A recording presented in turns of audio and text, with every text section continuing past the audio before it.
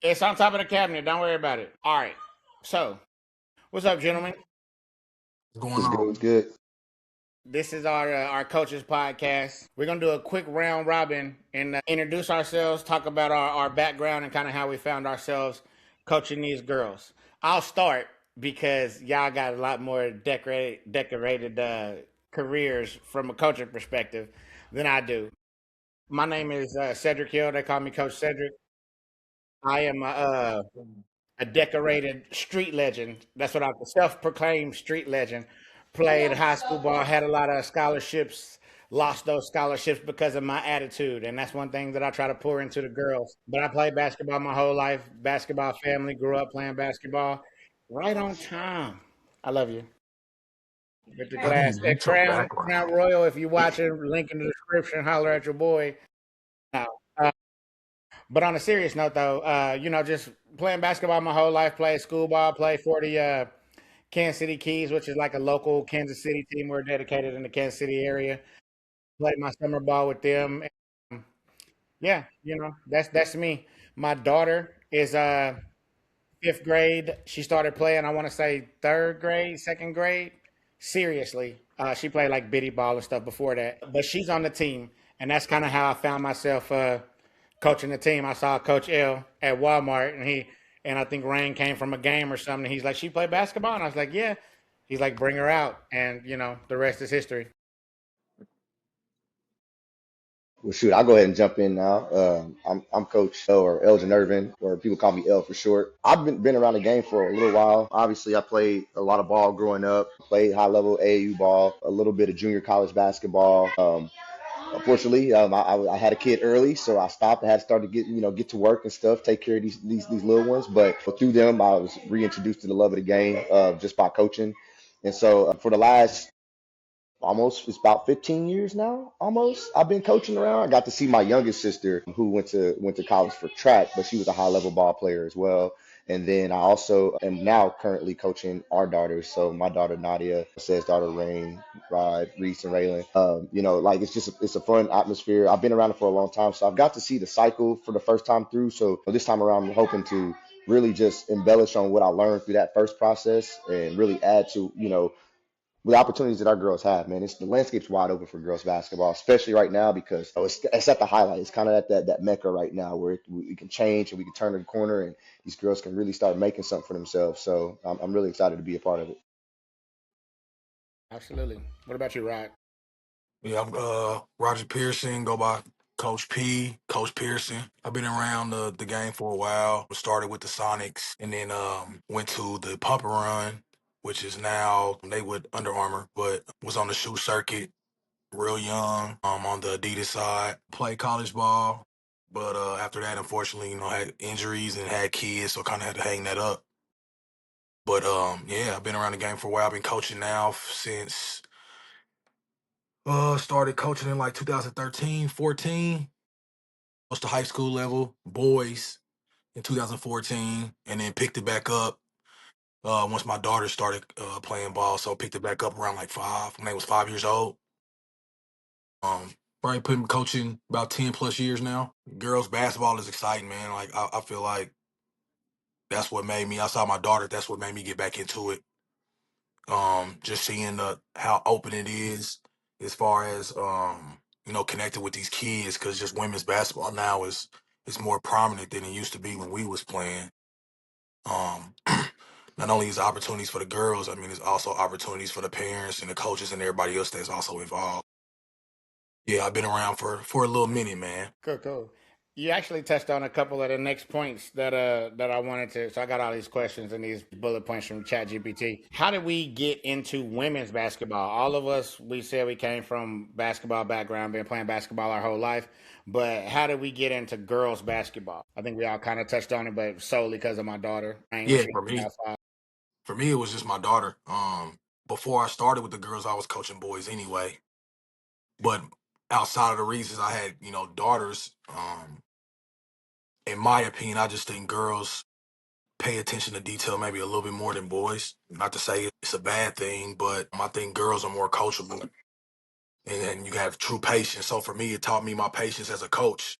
As with boys, feel like it was a little more energy was the same, but boys are more athletic, so they can get away with a lot more things girls can. That's where girls things got to be broken down, step by step, because they real analytical thinkers. You know what I'm saying? So it taught me about myself as well. But that's how I got into it with just my daughters, to be for real. Actually, it's funny because I didn't even have kids, or at least a daughter playing when I first got into it, man. My younger sister was playing basketball early on. She started roughly about second, third grade. And my pops and my dad, I'm sorry, my pops and my brother ended up getting into coaching. They was like, hey, man, you might as well come join us, because they was kind of a family oriented thing or whatever. And at the time, man, I didn't know anything, honestly. Like when I mean, I knew the game, but I didn't really know coaching like that. I thought it was, one size fits all type of thing where, you kind of run the same scheme stuff that I learned in high school and in college.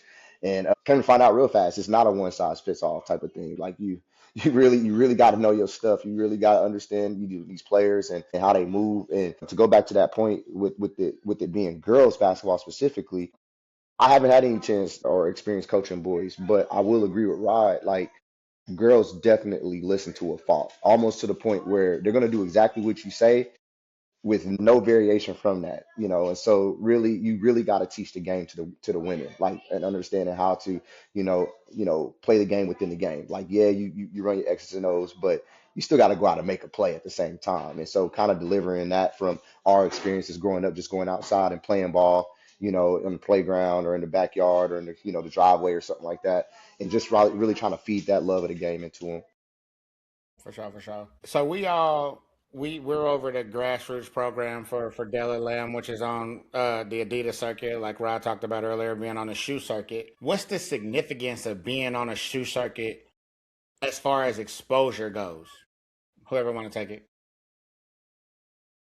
As far as, because Rod played on it, but I've only been around it in the sense of coaching. I mean, I played on the circuit a little bit, but I didn't actually, I hate to say this, but I didn't actually play. I was on the team, but that's neither here nor there. I got to see it, but being in the coaching is different because that shoe circuit is going to put you at the highest level exposure immediately.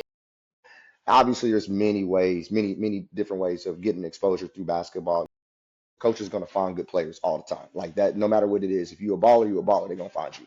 But if you're looking for that immediate exposure and your kids ready, your athletes ready right now, being on the shoe circuit is going to get you that maximum level of exposure because the most coaches are going to those events. Yeah.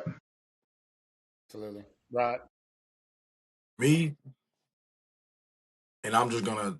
That's a point. So I'm just gonna say another point. When we were on the circuit, like you gonna play against the top people. Like for me, like the exposure come with playing against, what I'm saying, the best of the best. So once if you- in a whole summer, if you're playing the top players month after month after month after month, seeing top competition, not only is that gonna elevate your game, but it's gonna elevate your game. So when you go home and you playing, high school and you playing people from your city, you already gonna be, Be nothing. what I'm saying, it's gonna be nothing because you playing against these guys maybe twice a month, depending on what circuit you on, So I mean, I was on the Adidas circuit, so I saw like the Lopez twins. I saw them multiple times a year. I saw, Brooke and Robin. Greg Oden, yeah, OJ I Mayo, saw all them. Speece. I saw Speece multiple times a year. St. Louis Eagles, even though those guys were like Nike, like some of them events, you know what I'm saying, They was overlap. still kind of intertwined because it wasn't what it was today. Like you just had like Adidas was Super 64, like that's what it was, and Super 64 was pretty much Adidas. You had maybe had a Nike team in there, but those were straight Adidas. So like now, anybody can kind of go to prominent event as to where like when we was kind of playing, like if it was a Nike event or Adidas event, like them was the teams that you saw. You know, everybody who was Yeah. underneath that, that umbrella. I mean, Pondexter, he played with the Lopez twins, who went to Washington, ended up going to the league. Sharon Collins, Illinois Warriors, they were Adidas. Derrick Rose, Mean Streets, they were Adidas. So like we was playing the top guys. So I mean, even like when Yeah. you taking that from the summer, and when you bringing that home, and like they say, it is levels to it. Even like when you young, like you can tell like like this dude, like we all knew like Mike Conley, for example. Like we knew Mike Conley was going to the league. Like there was no ifs, ands, or buts about it. Like you knew. And this was Oh at yeah. fifth grade. Like fifth grade, like his game was just that much. Like I never seen nobody that young with that much patience. You know what I'm saying? Like we were so used to doing this. You know how Kansas City style basketball is more like Yeah. up and down, getting up and down. You know, He bro. had so much patience, and we knew this like in fifth grade. So you know them ones, you know what I'm saying. So um, like outside exposure, like bring that level of play back to wherever you from. It should automatically like you should be elevated. Like if you putting in work and then you going out here playing the top talent, and if you holding your own, nobody's gonna be able to hold you. And I feel like that was a big thing for me. Like when I came back every summer, like I'm playing against the top guys in the nation. So like every time I'm coming back and people see me, it's like you raising the bar, yeah. Because shit, I'm playing against people that already the bar that I got to try to get up to.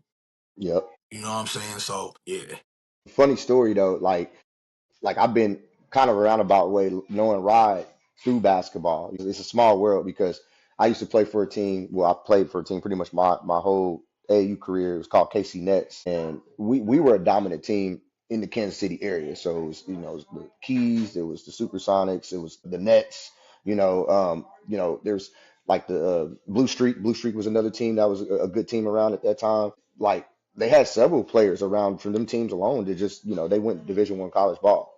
But it was funny because, Raylan acts just like how Rod used to act. Well, he just be mean, bro. Just look at me. Every time you see this dude play, Reed, he just look mad. Just mad for no reason, bro. And he be hooping, bro. But he be mad, bro. And I'd be like, man, like you gotta chill. Him and Mike Brandon Coleman. yeah, yeah, yeah, Yeah, yeah, yeah, yeah. yeah, Y'all used to be angry when they played, boy. Hey, yeah. you It's like that? funny. It's a small world though, because I mean, actually when me and Rod connected to bring our groups together, man, it took me a while to put them two together because Rod had short hair back in the day, like he had fade and no Yeah, I dreads had or all nothing. this going Yeah, on. nah, he had none of that, man. So it was two different dudes. So I thought that was funny, man. Small little tidbit, man. No, that's cool. And then just the Easter egg, Raylan is Rod's daughter. One of his daughters are main guard, and she play angry. She play mad. Don't make her angry, cause she coming with a head full of steam. Yeah. That takes me to another point. Our program, and I could be speaking out of pocket here. I think we are one of the best developmental programs in the city, right? As far as getting girls, and I think it's because we work with such a wide group. Like, so our grassroots program is like, shit, what, second grade? Is that you guys? Stella and them was how old was they when you got with them, right? Stella and Well, Olivia. I had Stella and Olivia when they was because Stella's is a year younger than our girl. So Stella's the fourth grader, and oh no, Olivia's a She fourth grader. Stella's the third grader. or Stella So would I have been a had second them. grader. So I had them when they was in like second grade. Like I Yeah. started with them when they was like second grade. So we be working with girls from like second grade up to eighth grade. Like that's our grassroots window. And I think because we work with all them different levels or skill sets, we we are able to focus in on different areas and get girls up to speed with our other girls, if that makes sense. I feel like I'm wording that poorly, but I think that we're one of the best developmental groups in the city. And why do you think that's it? Why do you think that is? I mean, the good thing is like for me, I think we do a great job of bouncing a lot of ideas off each other. Nobody knows all of it, right? And especially me, I'm one of those ones. If I feel like I'm the smartest person in the room, then what am I doing in the room? You know what I mean? And I don't feel like that with our coaching group. I feel like we got a lot of great minds in there. Between the three of us, and then Rashiki, who's not on this call, but I think because we are passionate about the game and we want to see these kids develop, and it's kind of that no man left behind mentality. Like we gonna make sure we don't spend the time in the gym. And that's the other thing too. We spend a lot of time in the gym. And this past summer, We I mean, I think we were in the gym 4 or 5 times a week this past summer. And then Rod, I mean, he's in there probably what more six to than that. seven days a week. Yeah, it's going. Yeah, And yeah, so because of the high school ball and stuff. Yeah. yeah, so I mean, with us, kind of living in the gym and in our, inadvertently, all of our kids get to live in the gym too because we're in there. I just think it brings us, that amount of understanding what the kids need specifically to each kid, but then we get to cultivate our teaching mechanisms, whatever that may be. We get to cultivate it and really iron it down so we can help the future groups, whatever groups next, be better than the last group. So Beautiful. Um, for me, like I said, that's a point. For me, a lot of it's like experience and seeing like how it was done when we was growing up as to where catering to like what it is now. You know what I'm saying? People want their kids to be so good like right now. You know what I'm saying? Like, and I feel like it's a longer process now because these kids don't play, like they don't play enough. You know what I'm saying? Like we unfortunately, you know what I'm saying, the training thing wasn't around when we was growing up. Like that wasn't a thing. You know what I'm saying? Like it was going to play basketball. Like that's how you learned. So I feel like the IQ. Now this is my opinion. Like I just feel like the IQ maybe back then was just a little bit on, a little bit more superior than it is now because kids not playing a lot. So you can't put things in front of them. You know what I'm saying? Live or without doing cones and stuff like that because see, we weren't doing no cones. Like we had to learn the two dribble pull up really with somebody in your face like playing, like you Right. had to learn that.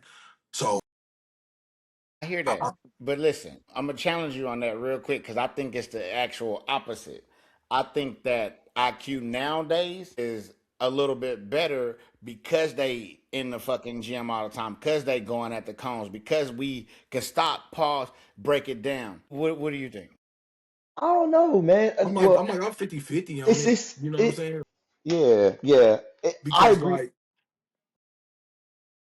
back then, like, and I'm just saying like our era, like a fast break, me learning on a fast break was nothing because that's how we was playing. We was playing getting up and down the floor. So like I knew like shit, if somebody come and step up, I knew to make the pass because I'm doing that all the time outside playing full court basketball all the time. Now, it being broken down, that wasn't there. So your many options on, yeah, okay, maybe you could do this out the transition or secondary transition. Like secondary transition was taught to me like when I was in high school. I was about to say high school. Like that's when the stuff started really getting broken down to me. When I was in high school, like middle school, it wasn't broken down because back when we was playing like middle school ball, you literally playing for your science teacher or literally Literally, playing for my your, science teacher. you know what I'm saying. So like middle school ball back then was a little watered down. You know what I'm saying? Yeah. Just like it kind of is now. So I guess like that aspect wouldn't change. Um, the development side, I feel like yeah, it's better now because like I said, kids they're breaking it down, and there's so many different aspects to the game now than it was back when we was playing. So I mean, I'm kind of 50-50 on the IQ, so I can kind of like back that statement in a sense, like From backtrack a on that place. statement. But I think it's 50-50 on the IQ. I just think the game is just different now. You know what I'm saying? So the IQ is different. You Yeah. know what I'm saying?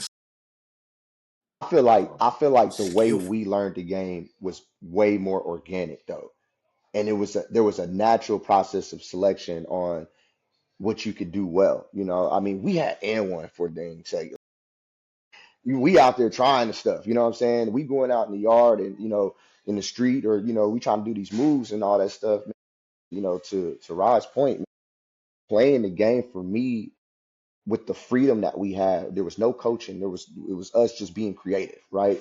That there's something to say about that creative mindset, man, where you just going out and trying stuff. And if it worked, great, great. But if it don't work, all right, I'm gonna try it again or figure out how to do this and get this move off. And I don't think our kids get enough of figuring that out. Like now I will say to counter to your point said, there is a lot of coaches like us. And I'm not gonna say a lot, but the ones that do have coaches like us that really break the game down, they're probably smarter in the sense they probably can answer every question that I probably couldn't have answered when I was in fifth grade. I can tell you that right now. The stuff You we know, make our girls do at fifth grade, I yeah, wouldn't. oh yeah, Absolutely not. yeah, never, never. But I will say from a creative stuff, from a creative standpoint, I feel like we would have been an edge slightly better because we had the freedom. We had the freedom to create and actually play ball. We had imagination.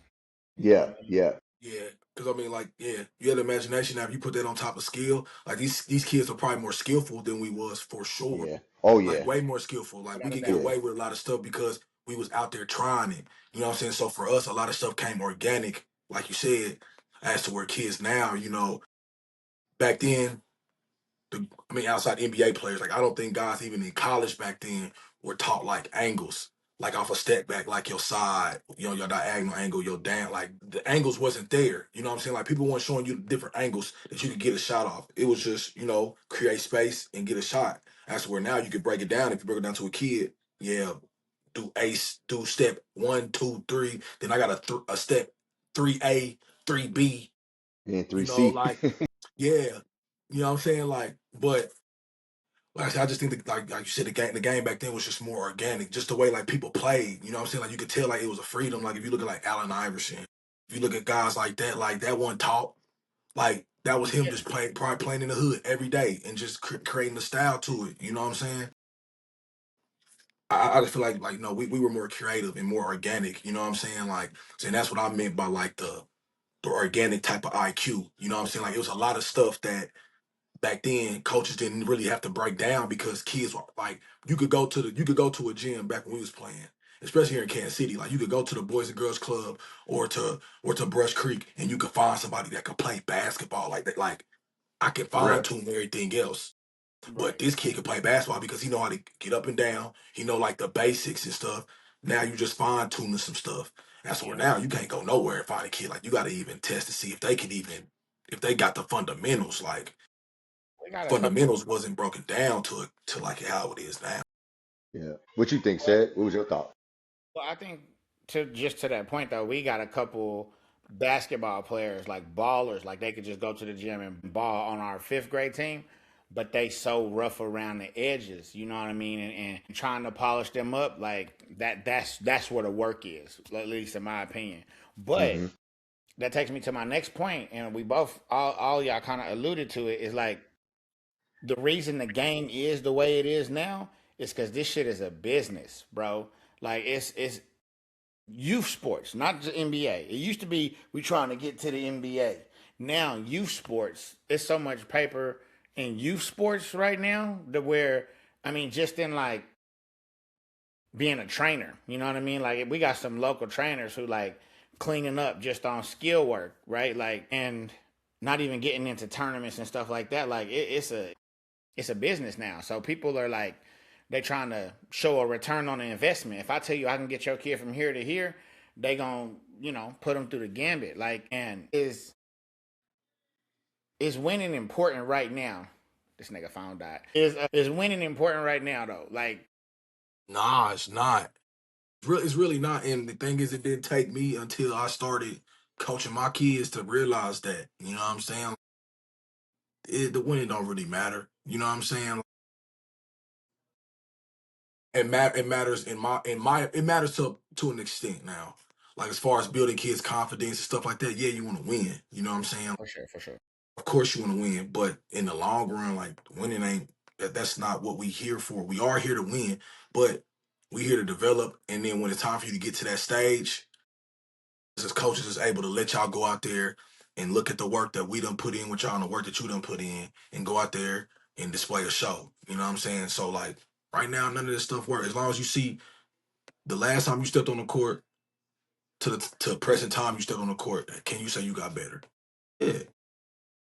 I You know, think, and I don't mean to cut you off, but I think obviously I agree with you that winning is not important right now. But the parents, I think, don't understand that. I think that's the biggest opportunity, right? Like parents want to win now, and then they get frustrated when they ain't winning now, or they get frustrated when we been dominating everybody, and now we want to play up and we get slapped. You know what I mean? Like it's. I think most of the people who want to win right now, I think any real coach who's trying to develop and trying to grow girls, and that's not every coach. I want to point that out. But I think the ones that are, they know you're gonna take some lumps. You really shouldn't even be. And you put me up on this philosophy as far as last year we played a bunch of games, and this year we're trying to be more intentional with our games, the games that we play. I need blur your background. Oh shoot.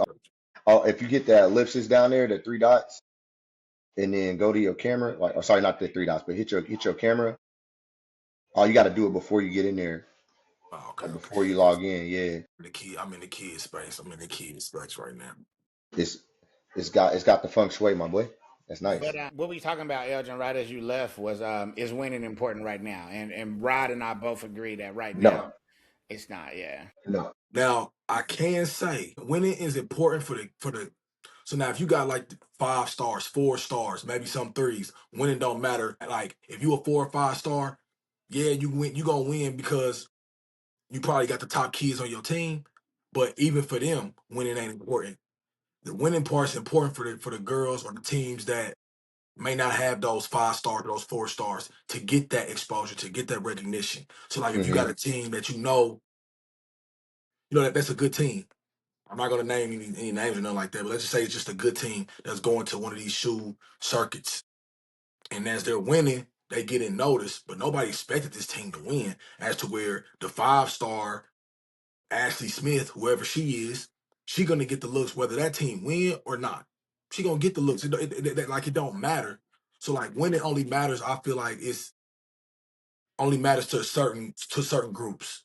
You know what I'm saying? Because that winning is going to bring exposure to that program or to them players. Like, hey, they got some players too. That's where that 5 star. It don't matter if that 5 star win the Adidas Super 64. Like that don't matter because we done seen teams that didn't have those players that won, and even them teams that won, them players wasn't going to 5 stars to top schools. They weren't going to big programs. They may have won the circuit. They may have won the tournament, but are those players on that team, are they Power Five school ready? Some of them don't be. They just play good as a unit. So for them, that exposure helps them out. Them that winning just adds to their resume, and it's gonna take heed to okay, like who this team that won? Because more than likely the coach is gonna come to the championship anyway. But them 5 stars, they gonna come see them a couple times, 2, 3 times. All right, we already know what we want. Then they fine. It don't matter if they win another game the whole summer. Yep. Yep. So good. I wasn't about to say that. I was just agreeing. So when do it matter though? Like using us for an example, it don't ever matter. I mean, at the youth level, yeah, it don't matter. I mean, and yes, it matters to an extent. Like, yeah, you want to win because you want the positive morale. You want to be able to build off of what your successes are. So if you're looking at it in that aspect, okay, great. But it means nothing for development. Winning means nothing for development. Like you can play a team 5 times in a row, right? And yeah, you might lose every single time, but each game you played them, you improved or you decreased that margin by 2 points or 5 points or 3 points or whatever the case is. And that shows growth, right? To the point where, people are looking at that other team, whoever they may be, and they're looking like, man, that team ain't getting no better because I see this team over here, they're catching up, right? And so that's where it's important for the youth level. Now, I will say when does mean something when it comes to like a parental and perception standpoint, right? So like a lot of parents don't understand how we understand the game, right? Like they think winning right now means you got a good team, right? Or you got good coaches, right? And that's not necessarily the case, right? You might be losing games, but you got the best coach that is there for your kid in the best situation possible for your kid to get your kid to the next level. And so, like, yeah, winning, yeah, it feels good and it's nice and everything, but it means nothing for the youth level. I think it's just more or less is that kid developing. I agree, and you touched on something very important in there, and I was going to kind of segue into this when you had to step out. Was parents? It matters to the parents, right? And y'all both have 10 plus years of coaching history. I'm fairly new to this. I want to say about 3 years in, and the biggest challenge for me as a new, like a novice coach, is the parents, like the girls. And the girls that I have problems with, it's probably because of the parents a little bit, And not that I have problems with any girls, right? But the girls who are like attitude or opportunity girls, it's normally because of the parents. You know what I mean? Like, and we got a lot of parents that know the game, know what they're talking about. For example, us three, we are parents. All of our daughters are on the team. How do you manage them parents that them sideline coaches? I'm trying to think of the nicest way to say it. Yeah. I'm gonna say this statement and it's no shot at us and what we do, right? Coaches, and I mean, and I say this with a grain of salt too. Coaches don't necessarily make Division 1 athletes. Division 1 minded parents do.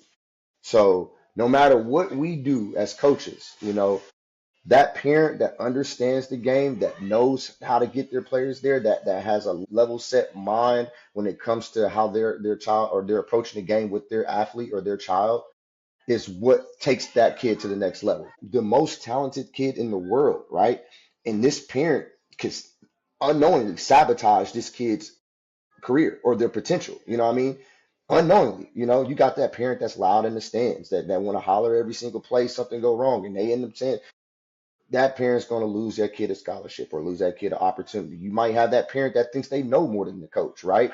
And yeah, they might know more than the coach, but what are you teaching your kid? Are you teaching your kid not to value the coach's word and the coach's instruction, right? So, you know, all the Division One athletes that I've seen that have come across, my threshold, they've all had that similar parent where the parent knew they had to be in the gym. The parent knew that they had to put the extra work. The parent knew that they had to sit back and support the coach, rather they agreed with it or not. They had to make sure that they put these kids in the right situation. And yes, the coaches do matter. I want to preface that. Like, the coaches really do matter. But the parent matters even more, because that's what's going to kick that kid to the next level. Right. What do you think, Rob? It's like parent and coach. You know what I'm saying? To me, I'm a situational person. You know what I'm saying? Like, every kid situation is different, whether it be parent or whether it be coach. You know what I'm saying? Even like communities. You know what I'm saying? So like out here in South KC, like it was a coach. I ain't gonna say his name, but he was hella passionate. You could hear him screaming from the other gym. You know what I'm saying? But people knew, like, that's how he pushed them kids. And of course, you're gonna have some people that think it's a certain way of coaching, but people are very contradicting when it comes to that. You know what I'm saying? Like, you can sit up here and watch your favorite coach, and I know, like I said, I'm talking about college coaches, and there's some college coaches that disrespectful, Hmm. say some off the wall stuff to you, but Hmm. because he's a college coach, he can get away with it. Nah, a coach is a coach, whether you coaching young men, young women, or kids, or preteens or teenagers. Like, kids, players adapt to intake information differently. Yeah, from a kid's a standpoint, preteen, teen, adult, college, whatever. I think it's kind of a 50-50 thing, because, like I said, there's some coaches out there that can get that kid that next step, and he know what he talking about. As to where some coaches that are good at just coaching, you know what I'm saying, and that's just what they're good at. Yeah, for But sure. I think it's very situational. You know what I'm saying? Like we done seen the teams out of town. Like, we done seen some coaches that seen some coaches that all right, like, they know their stuff, but they either on one side of the spectrum. Like, I'm a 50-50 guy, because, like I said, it's all in that situation. Now, if you get kids that, like, some of these teams we know, they getting kids from all over, touching states that's not even touching. Yeah, that coach don't have to do nothing. Like Steve That Kerr. coach don't have to do nothing, and he gonna look at as what, a good coach, or is he a good coach, or is he a good manager, or is he a good, he know how to assemble. Like, just because you know how to assemble some stuff don't mean you know how to coach. But anybody can assemble some. If I can get the best player from one or two players from 4 or 5 states, you know what I'm saying? Right. Like, I don't think a lot of these teams are breeding homebred kids. You know what I'm saying? Now, with No. some, like, all our kids are from our area. Like, we don't have no kid outside our area.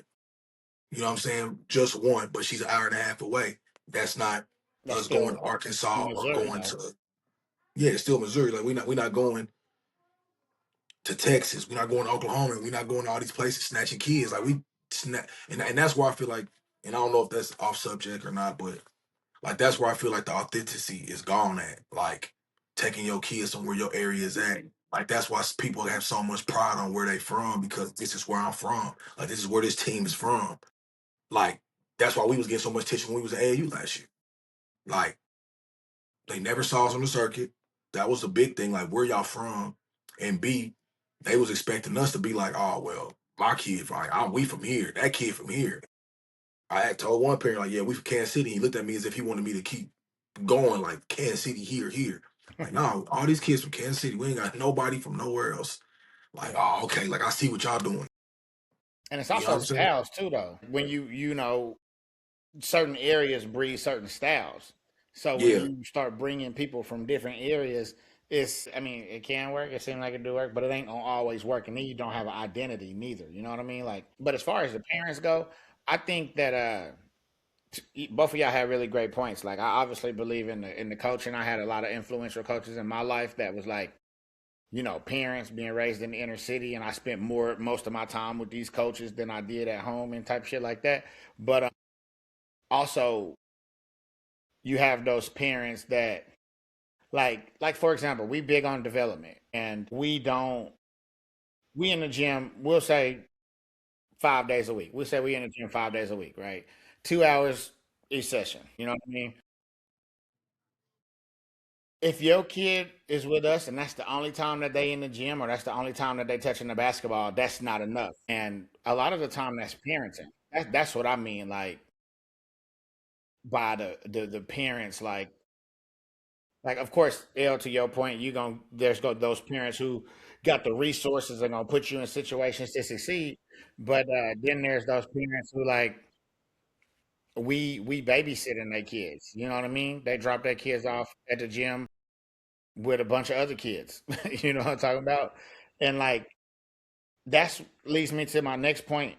Like it's levels to this, right? Like we play competitive basketball. We on a competitive team. We on the circuit, right? Like there's levels to it. Like there's rec ball, right? And then there's like competitive teams that compete regionally, and then they're like travel teams, right? Like it's levels to it. We are a competitive travel team. Like we go on the road in a week. Next Yep, week next we week. on the road for Adidas, right? Like I don't think that parents understand. Certain parents, I don't think they understand that there's levels to it, right? Like they think because they pay their money or because they show up all the time that they kid is guaranteed a spot or their kid is supposed to play. And I don't think that it's like that at the level of basketball that we are trying to compete at. How do y'all feel about that? I mean, and I think this is where the three of us kind of not necessarily bump heads, but we agree to disagree sometimes because I'm huge on development. Like I'm huge on development. But I also coach in a way where I'm going to I'm going to play the kid that's going to give us the best chance and the best opportunity to win the game. Now that doesn't mean I'm not going to play the kid that's not quite there yet. We're going to get those kids in the game. But for me, like I'm not just going to throw a kid out there just for the sake of throwing them out there. Like, that's what you do in the first half of the game. But as the game starts getting tight and you start having to, figure out how to win and teaching these kids to understand how to think the game, some opportunities aren't for every kid, and we all know this, right? Like it's everything situational. I think Ryan hit that on earlier that, yes, you want every kid to play. And if your kid comes to my program and they're not playing, I'll be transparent with you. Like that's a problem. You probably should be looking because like, hey, like why is my kid not playing? Is it do I need more development or is this team the right team for them? Because you as a parent, you have to recognize that, right?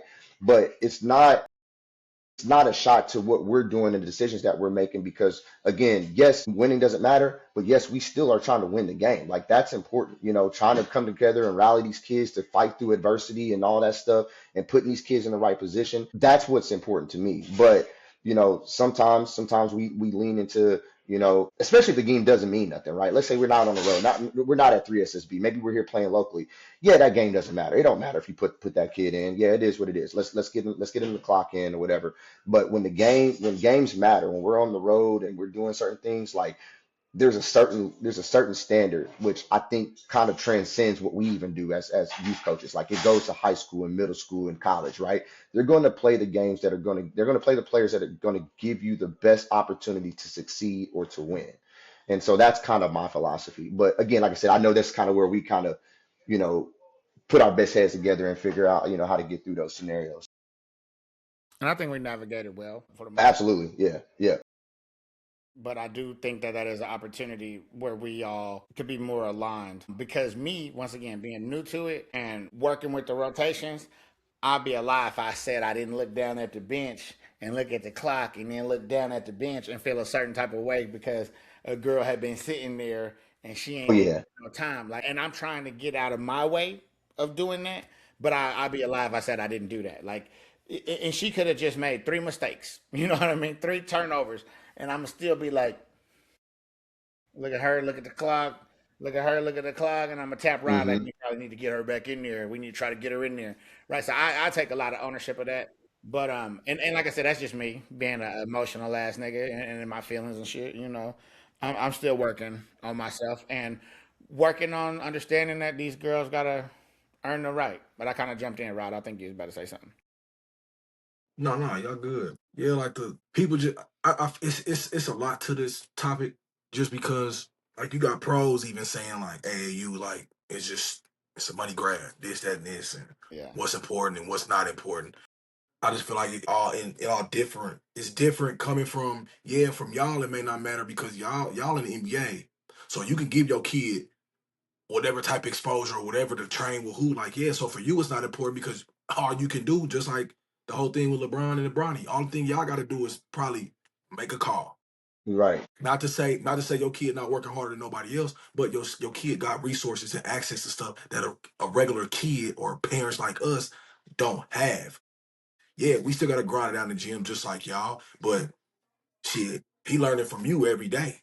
He learning from you every day off rip. He learning from you, whether it's this NBA kid or this NBA kid, like it don't matter. Some kids just aren't ready for that super competitive level. You know what I'm saying? And I feel like there ain't nothing wrong with that if that kid is still developing. Because eventually, if the kid is developing, and Okay. like I said, not everybody get the same opportunities as everybody, but it all depends on what that kid's vision and them parents' vision of your kid on where you honestly think your kid gonna be.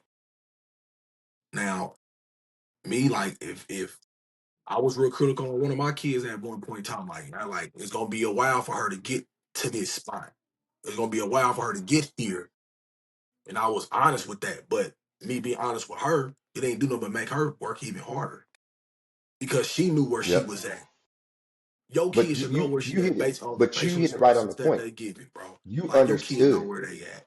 You understood that though. Like a lot of parents don't understand that. I mean, we had a situation recently, real recent, where parents just don't understand. You fighting through adversity, And take the and all accountability. of our kids, yeah, all of our kids are going to go through it, man.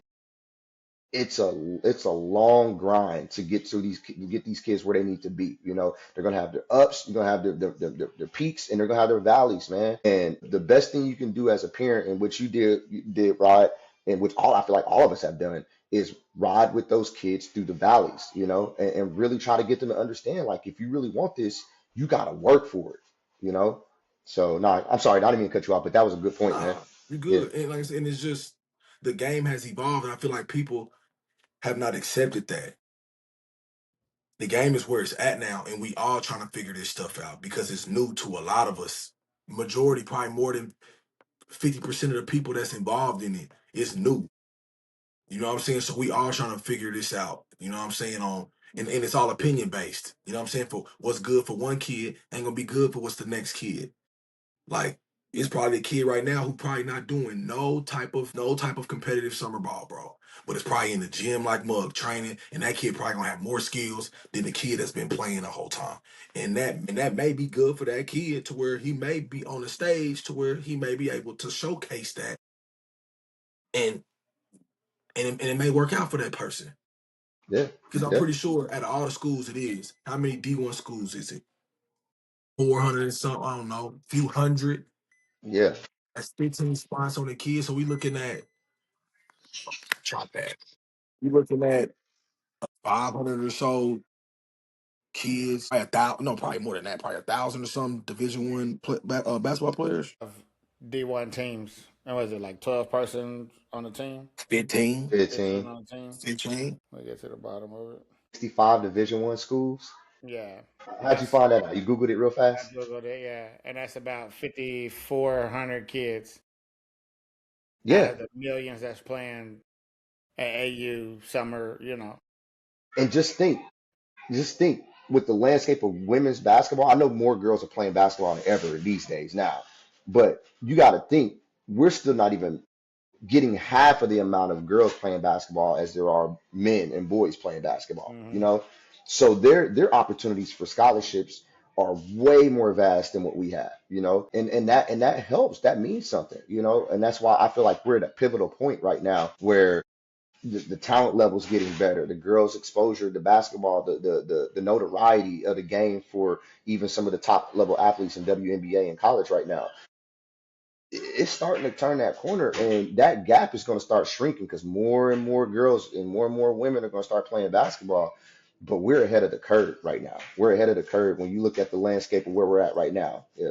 To your point, I 54,000 think that scholarships. Yeah. gap though, I think it's gonna be a slow drip on the amount of kids that's playing, like as far as that window, just because now you got like 3-on-3 now. Like you ain't even got to, like, now you don't even have to necessarily make the WNBA or whatever. Now they got professional. They about to start doing the professional 3-on-3. Like it's about to be so much. They get paid more than the WNBA. You know what I'm That saying? Like unrivaled. That it's unrivaled. way Yep. more things Yeah. that's opening up, and we just at the beginning of it. So I think that's where like a lot of it's becoming more opinion based, just because it's new. It's new to everybody, even the men's side. Like things are opening up Yeah. to where like there's not one good route. I mean, I'm not gonna say good route. There's many a good routes to go to. It all just depends on your situation. I feel like if people looked at it situationally and looked like one thing may work for one kid, that is not gonna work for the next. You know what I'm saying? Like, and you could even see that with the professional kids, with the NBA players' kids. Like, Bronny path is different than the path that Gilbert Arenas' son or Carlos Boozer's son or Melo, all son. these NBA kids, Yeah. like all these Melo son, like all these kids are going through a different route. Are they all going through a different route? So, and I know that could be a topic for another day, I was just about to just the say we money, got but a couple episodes worth of material out here because I was about yeah, to say NIL, but I was like, that shit, that's probably a whole episode by itself. Then like that's okay, what I decided to tap into. Yeah. keep me in the loop. But I want to talk about this. This will be our last topic because we approaching an hour. Damn, that time flew. And Rye, you both of y'all kind of touched on it, but Rye, you talked about how AAU is getting like a bad rap lately from the bigger, from a lot of NBA players who have options to go different routes. And I think like we in a unique situation because we like our relationship with AAU, like we like a I don't know, like what's that? We a Adidas team, but we also have an interesting partnership with AAU as well.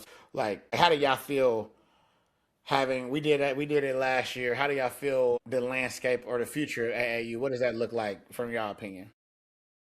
For me, so somebody who played originally AAU, so that, and this is where people get it messed up at. You know what I'm saying? Like AAU they separate, call AAU but AAU separate. like all this. Like I come from the brand of actually playing AAU basketball. Like Yeah. AAU was its own thing. Like that was the only thing that was popping back then. It was AAU, and then if you wasn't doing AAU, people weren't traveling like that. People weren't really, yeah. People were going places, but it wasn't at the magnitude of where people traveling all over the country. Like it was your main outside of AAU, you may have one or two tournaments that was big outside the state.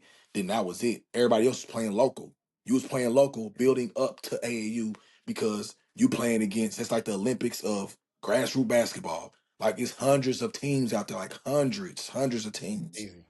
So like people get that original name AAU and all this other stuff mixed up as to where AAU should be paid a lot of homage because everybody done took the blueprint from what they was doing and now people are doing what they doing now.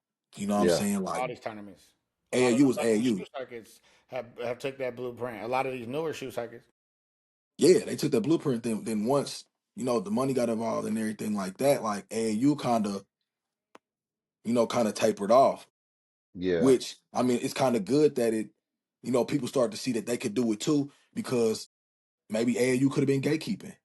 You know what I'm saying? Yeah. Like, you know what I'm saying? In a sense, and we were young back then, so I can't sit up here and say it was this or that. I just being a participant in it, and my kids being in it, it brought back old memories.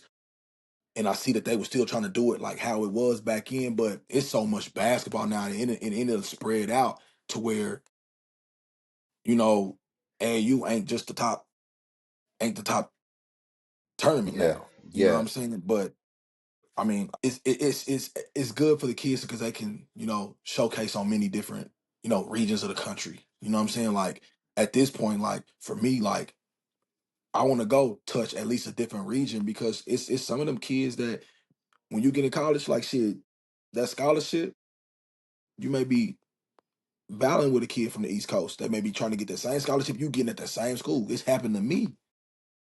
It's happened to me. So it's like, yeah, we so used to Midwest basketball and Southwest basketball, like we used to them Texas teams and them Oklahoma teams, Missouri teams, Kansas. Like we don't know. We played Cali once, okay, but like we don't know what them Southern teams is like because we don't travel to that region and they probably staying in that region. As to where East Coast, like we only saw the New York Gauchos like on the big stage on the big stage because they was on the East Coast. You know what I'm saying? Like we didn't get to see the Gauchos like that, and they a prominent name. But now, like being able to at least touch a region and just to see what that ball is like up there, like you know what I'm saying, you exposing your kids to a lot of stuff that they need.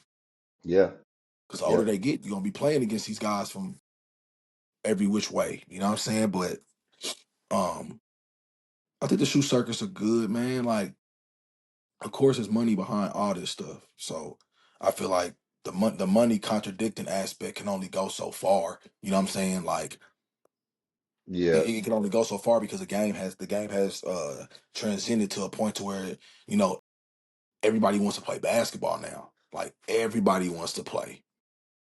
So I mean, I kind of wish AAU was like it used to be.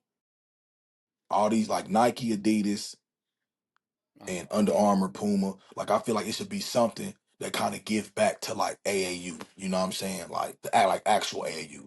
Because the shoe circuit's gonna get their money off y'all stuff. But like when we was down there, like I felt like this is still a good tournament. But the crazy Oh thing yeah. is it's only up until middle school because once you get to high school, that's when the big stuff come in. And AAU ain't considered no more. No, and, I'm just gonna say because Rod had all good points, but the one he made that was most important is that everybody says AAU ball like it's an all-encompassing thing. No, AAU basketball is a brand that is separate in its own entity. Like you have to go to an AAU tournament to understand the difference. Like we go to Agape, right? We go to Agape here, Premier here, we go to maybe Nationals and all that stuff. And don't get me wrong, like maybe Nationals is kind of turning into its own thing, like, and it's beautiful to see. Yes, it But you'll hear parents calling Agape or Premier basketball or any of your local tournaments AAU, and it's not. It's not AAU basketball. Like you go to AAU, you gonna get the opening ceremony. You got to go through the registration. is. They're You got gonna to have register. You got to yeah, pay. you got to pay. You got to get your AAU card. You got to have your coaches get signed off and get validated. You got to, and then you're going to see all these players who are on that, at least from the grassroots standpoint, you're going to see all these players that are coming there on one accord for the same thing. And it's really one of the only tournaments where you're going to get to see teams from all coasts still come into one umbrella outside of the shoe circuit, right? Right. And that's all you got for the grassroots level. Where the AAU really lost its moxie, and there's two reasons the time that you're spending down there for AAU, you're spending 4 to 5 days down at AAU, which is, nowadays it's expensive, and a lot of families don't have that, right? And a lot of programs don't have that type of money, right? And you can go to a 3SSB or a EYBL or a Under Armour and Puma circuit and get a darn good tournament in 2 days, maybe 3 days if you're playing on a championship day, right? And why would I go spend all this money to AAU when I'm spending a week and a half over here and I'm getting one, maybe 2 games a day? Where I go to EYBL or 3SSB, I can get 2 to 3 games a day. I'll be done by Sunday, be back home. I get to save a couple of days on hotel, and I got to see what was the best of the best out there. So that's the one aspect of it too. And then the other piece of the reason why AAU is kind of like not as prominent as it was before is to Rod's point, they don't have a high school focused segment. Or, it's once you get to really, honestly, once you get to seventh grade, you're not going back to AAU. You're not, like, and we're looking at it like, for example, for like this coming year, like we're going to pass up AAU to go to another tournament, just because it makes more sense for our schedule. but that's what happens, you know. And so there's so much, you know, value that AAU has that adds to the game of basketball that you just can't replace. Like the experience, you going down there, you getting the coaches, and you're learning stuff, and you're networking with these teams. You've seen these other players from all the other places, but that's the only place you can really get that outside of like a maybe Nationals, which you know they're just now coming around the corner. It's a So whole experience, and the girls, and like, yeah, it's just a whole experience, and it really builds. Being there so long is a part of what allows you to build that camaraderie, but it's just not I feasible think on like the a course. lot, they need to go back to Disney.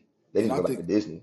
and I think the main thing too, and people probably don't even look at this. Like back then, it wasn't 30 courts in the convention center. Like it was never like that. Nope. Like we renting out these high schools, and whatever game is playing, that's the game that like. You have to watch. That's the focal point. So you got everybody watching. So that's kind of, you know what I'm saying, cheating the kids you know what I'm saying, because of the money. You know what I'm saying? Like I need to get as many games I can get in as a day because I done rented out this convention center for probably 10 bands a day And I got or all these coaches coming. $5,000 a day, and all these coaches coming. For me, like I still think that it can still be done in the way of, you know, involving these schools. You know what I'm saying? Yeah, you at a convention center, you got 15 courts at the bottom, you go upstairs, you got another 15. That's a lot of games. That's a lot of games, that's a lot of kids in the court, and is that really helping the kids in a sense? That's why I'm like 50-50 on a lot of this stuff. Like it's gonna bring the exposure, but at the same time, like I remember when AAU, even not even gonna say AAU, even on the circuit, like when we went to Vegas, we was playing in high schools. It may have been two gyms in high school, maybe two, but it was mostly, you know what I'm saying, you playing on that main court. And you had the focal point. So when whoever was playing next, we watching. That's how you able to watch these guys. You able to see them because if we at this gym and you know you're gonna get some good competition, whatever gym that you scheduled at. You know what I'm saying? Like, hey, we at this gym, and that was excitement. All right, we on this side of Vegas. Let's drive to the other side of Vegas. We got a game at we played at one, or we got another game at four, or we got to drive to the other side of Vegas to this other big high school. And you walk in, you seeing Team Texas, you seeing whoever it is you seeing, like, damn, they playing over here too. And all the focal point was on that game because you ain't got a million games going on at one time. Hmm. So you able to watch kids. So that's why I feel like we knew like kids know about kids because of social media and shit, stuff like that. And that's But another like conversation, social media. Yeah, we we got was watching get in them. that one. Like we was watching them. So when I'm going to the gym, it's one game. And this one game is being played. And I get to watch whoever it is right here. So yeah, and that, like I said, that's a whole nother conversation. But the money. I'm gonna do a rapid fire between y'all two, quick questions, and then we can get out of here. And both of y'all kind You of in the touched. two though, right? Sure, I will.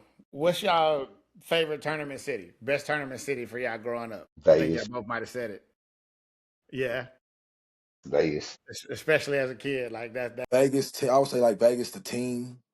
And in Florida, when like where our girls are now, like grassroots, like fifth, sixth grade Yeah. That was Florida because that's that where a lot of stuff because that's where I think AAU is based yeah. out of Florida Yeah, now, I think. it is. But Vegas took it for me though. Vegas took it for Yeah. me. Same. I agree. Vegas was probably the bigger one just because there were so many teams that went down. It was the Reebok Classic. That was the one that everybody went to. Yeah, we And about to literally everybody went to it. It didn't care if you was a Nike team or Adidas team. Literally everybody was down there. But I had some of my best experiences in the Florida AAU Nationals. Like that was like the best experience. I got to meet Tracy McGrady out there, Doc Rivers, played against Austin Rivers. First time I seen OJ Mayo play, ran up against Kevin Durant. I mean, these weren't great times for us because we, you know, obviously we were getting our That butts sounds kicked like a out tough there. weekend, nigga. But it was an experience though, bro. It was an experience, man. Like you seeing dudes like I'm looking at these dudes now. We the same age, you know, and I'm seeing them in the league, you know. But I get to say I played against these people. Yeah, it's just a cool experience. But Vegas for me, Basketball shoe growing up, not now, even though everything's retro. Favorite basketball shoe for me, I say the Jordan 10s. They was just comfortable. Like as because Jordans ain't comfortable, but them Jordan 10s, they squishy. That was my favorite shoe coming up. And I remember had all the accolades and shit on the bottom. I remember I went to sleep with them shoes when I was a kid. I got them motherfuckers. I slept with them in the bed with me. Nigga, I couldn't wait to play in them bitches. So Jordan 10s for me, the steels, the black and white ones. Black and gray. Me, I got a tie. I got a Knew that- tie between. I knew he couldn't choose. I got a tie between three because I played in three of them. So the tens, you just said the tens, so that's already been put out there. And that was more like grade school. You know what I'm Yeah, saying? That was more like how where our kids are now. that's 95, yo. Yeah. And then my middle school era probably would be more like the Allen Iversons. Like them was I my had stuff. every pair Allen Iverson came out, nigga. Yeah, had them AIs. And then high school for sure, it was the pro models. The Like pro that was it. models, the Them Adidas Adidas, Pro. Yeah, them patent leather joints, them pro models. they was Every hard. team, every AAU team had them. Like the Atlanta Celtics had the gold, like the LeBron ones, like them gold and green ones. I think I had like black, red, because back then only shoe that was patent leather that you played in was Jordans. I think Jordan was the only one that really had patent leather for real. And Hmm. then once that pro model came out, like that was the only all patent leather shoe, and it still looked good. But the pro models was mine. Like I never hooped in Jordans like that. I get you that. Y'all L, gonna laugh at mine, bro. I can already feel it. Because L ain't a shoe nigga like you and me are. I ain't no shooting it, but I didn't have a lot of shoes growing up either. Too, like shoot, me playing in Jordans. Well, that's unheard of. I'm not playing in my Jordans. I'm not doing it. I'm gonna wear them. I'm gonna wear them one time. I'm gonna take them off when I get home from school. But nonetheless, y'all gonna laugh at this, man. I loved having some N ones, bro. Oh, But and ones had bro, their time. I had a pair hey, of N1s Them though. bro, I had a khaki, pair. the I had a hat bro. and I'm pair. trying to hat, tell you, them yes, was bro. I hard. had a pair. Man, and middle school and like the early remnants of high school, bro. Like I almost had to have N1s, bro, and Them was they was hard, bro. cheap, I and had my N1. yeah, my parents could afford them, so that was my go-to. So not on But the they high level wasn't like cheap y'all. like that though. Like N1s wasn't no like they wasn't no bottom of the barrel shoe back Like No, then. no, no, no. N1s was them was hard. Vince Carter wore them motherfucker. They had Stephon Yeah, Marbury and one. Kevin yeah, Garnett. Kevin Garnett Yeah, was bro. sponsored by N1. Yeah, Bro, yeah, they yeah, N1. that was hard. yeah. So like that was those were my favorite go-tos. I had the Stephen Marbury's, I had the VCs, man. Like those were some of my go-tos. But the ones where you had the little flap over and you put the flap over the top, I don't even know what the name of them joints is called, man. But they was I don't mainly know it what was you're talking all about. white. But yeah, it was you had that little flap that you pulled over and you just like Velcro, you got Velcro that mug down. I thought I was a shit, man. Hey, you was, bro. Hey, last one, and this one should be fairly easy. Favorite basketball player growing up? Easy. I got two though. I'll give you two. They virtually the same I player, already know but who they are. Can I guess your two? yes. Penny and T Mac. Man, yes, bro. I For didn't care real? nothing about Jordan, bro. I love Jordan, bro, but I did not care, bro. I didn't care, bro. I had every Penny Hardaway jersey and every T Mac jersey, bro. Them was my niggas, bro. That's why we got the pinstripe Della jerseys, right? That's why our new jerseys is pinstripe because this nigga like you. Chicago had, Chicago killed the game with them black pinstripes, bro. yeah, The yeah. red pinstripe, the black with the red. Yeah. What about you, Rod? So both of y'all younger than me. So you probably let me guess you. You be AI. Allen Iverson? No, I'm like That was said favorite player. that was he me. I was was at AI. one point, yeah. At one point he was, but like if you just want to say like my number one, like ain't no arguing that shit. Like period. It's Michael Jordan. That's because that's just Oh, who it's I Mike. Mike for real. Because I grew up watching Mike. Mike retired when I was like about to go to high school. So when I was in high school and playing, that's when AI was like, shh. But I grew up watching Mike, so Mike easy, hand down. That's a gimme. So you can't say like Mike. You gotta that's say somebody else. okay. Okay, so I probably would say Kevin Garnett. Ooh, I didn't see that. Kevin I like Garnett. that though. I didn't see I didn't that see one. that I one. like that. Yeah. Kevin Garnett. Like can nobody tell me shit? Can nobody tell me nothing about Kevin Garnett, bro? Can nobody tell me nothing? Like I used to have arguments about him and Tim Duncan. I used to be that person arguing that, Hey, but bro, like we ain't gonna disrespect Timmy now, but hey, I no, hear I you. can't. But it's you can't disrespect him. Like Timmy got him, but like Kevin Garnett was like He was special. He was different. that was it. Coming out of high KG and school. then, Oof. but like I'm gonna tell y'all though who like KG, yeah, but like KG was like a 1A 1B type of. I'm gonna tell you who I really love, bro. I love his game, bro, and People forget about him at the point guard, but that nigga Nick Van Exel, bro. Hey, Nick Yeah, Van bro. Exel was Oh serious yeah, Like that was you couldn't tell me nothing about Nicky V, bro. You couldn't tell me yeah. nothing about Nicky V, bro. out there in Like L.A. he was Steve Francis before Steve Hey, Francis, bro. franchise. Hey, Steve It's franchise. hard to say. It's hard to say, but like That's Kevin a good. Yeah, Garnett and that's a Nick good and era of Nick Van basketball. Exel, bro. I like Nick Van Exel. But like my favorite players didn't play the way that I played. You know what I'm saying? Like Kevin Garnett was a four. Yeah, Me and Nick Van Exel game ain't near. I used to be a lefty though. That's why I liked him. I used to be lefty. Yeah, I didn't start shooting with my right hand until my junior year of high school. So that's why I like Nick Van Exel because he was a lefty. You that's know what I'm funny. saying? And, Me and yeah, Elgin Nick are Van Exel, actually bro. left-handed. We both left-handed. I shoot with my Oh, right okay. hand though. Me too. Yeah, I shoot with my right. Like we the opposite of what you was. Like I'm Yes, left-handed. y'all shot with my left, but I'll right with my right. But like Yeah, basketball, I was straight left until I fractured. Well, I think I fractured my wrist and still had to play the same week. So that nigga made me shoot with my right hand. like Kobe And I Bean. never went back, bro. Never went back. Nah. Hey guys, this was fun for real. I think we should probably do it. We could for real do this every week. We could do this Wednesdays on days where we in between practice. It don't got to be an hour. You know, we could probably do 30, 45, whatever. It don't matter. But yeah, man, we should do this regularly. I'm gonna post it to the Della. No, it's girls basketball 2023. All of all of our Della games are. That's what I'm gonna post it to. I will ask y'all. It will tell you to keep the app open until the whole video uploads. So it's uploading this entire time, but it's gonna finish uploading whenever we hit stop or whatever. But keep the app open. Don't close the app out. You can leave out of the room or whatever, but keep the app hmm open until it updates. That's a Cool. bet. Yeah, that's a bet. So, I fuck with you guys, man. I appreciate y'all, man. This shit was cool. We gotta do this again. trying to fix my background, man. I'm in a daycare right now. They got the kids room and I shit. got to get the lights and shit going, like said, going back there. So Hey, nigga, I I got got a some. light right here. I got a light right there. I got a light right there. Y'all know this is what I do, nigga. I got this is an Yeah. actual camera right here. You know, this type of shit I do, nigga. You know what I'm talking about? But yeah, we Yeah, gonna that's get it right, great. boys. We gonna get it right. Sir. All All right, right. Bet. fellas. Yep. Yep.